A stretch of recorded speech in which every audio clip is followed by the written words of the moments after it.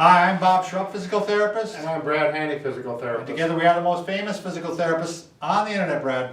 In our opinion, of course, Bob. Brad, this is kind of a follow-up video, right? Right, we're going to talk about the shoulder and rotator cuff injuries again. As Bob's got his hand on Leopard, or what's his name?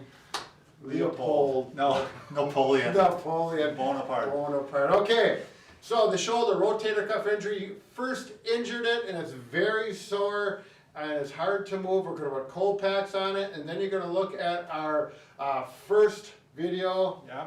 reverse Codmans. Okay, reverse Codmans, that's the first one I'll put up. Okay, and there's going to go some exercises there just to get it moving, pain-free. And at the end of that series, you're going to be able to start to do this.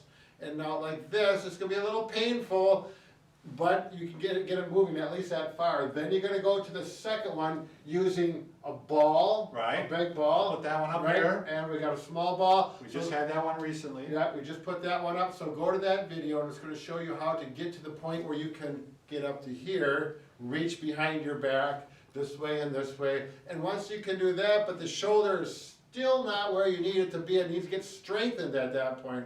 Then we're going to go to a small ball, and here we've got a nice Green Bay Packer round ball. Maybe they'll start using these someday. Yeah, that would be cool, wouldn't it? Yeah. Yeah. Anyways, take a ball about this size. If it's a soft one, it works better. Okay, you're going to go on the table about waist height. You're going to put the ball right here, and you're going to put the sore shoulder, and you're going to push down. Now, what we as therapists, we're thinking about the muscles around the joint. They need to co-contract, Right. and that's going to stabilize the joint. So that's why we're talking about pushing. If you're going to push something, you need those muscles to be strong in that joint to stabilize that joint.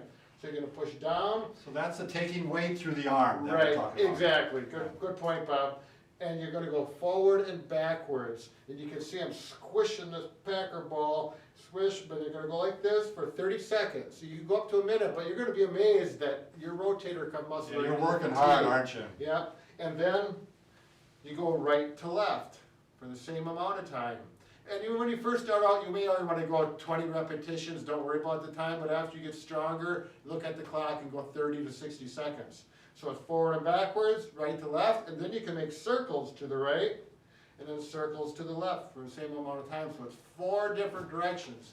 When you can do that for 30 seconds easily, all 4 directions, then it's time to go to the next phase, and that's to get your arm up here and put some weight through it. All right, so we need to switch to the wall. Go to the wall. We're not going to use the ball right away. The next step is to put both hands on the wall, and we call them wall push-ups. And it should be comfortable to get them here, and simply just do baby push-ups. And if you have no pain with this, then we're going to progress. And you can get your feet farther apart or farther from the wall, makes a little more pressure on the wall. And if you can do 10 of them like this and it feels good, then you're ready to progress to the ball on the wall. Is that Dr. Seuss does that? You put the ball on the wall with your involved arm, the one that's sore, and again, it's exactly the same thing as what I did on the table. You're going to push. Now this is where a lot of people will bend the elbow, and I need to make sure they do it properly. Elbow is straight, lock it out, and then you simply lean into that ball. You see how I'm squishing it? And then you go up and down. And this, it's amazing how this will tire that rotator cuff muscles out after about 30 seconds. And then you go right to left, and then you make circles clockwise, 30 seconds again. You can go up to 60, and then counterclockwise. And what will happen a lot of times is people will report they can go one direction, but if you go the other direction, it might hurt. So then you avoid that and just go the direction that feels good. And after it improves and gets stronger, you'll be able to go both directions. Okay? And then when you get to that point, that's it. And there are other exercises. If you're a baseball thrower, you have high-level activities. Really high advanced right, stuff. but this is a great way to get it strengthened for general work around the house, pushing things and that kind I of thing. find this really helps for stress release when you really don't like the Packers and you just go like this and Oh, squeeze Bob. the ball. Makes you Why, feel a lot Bob? better. I feel great. Well, anyways, back to the topic.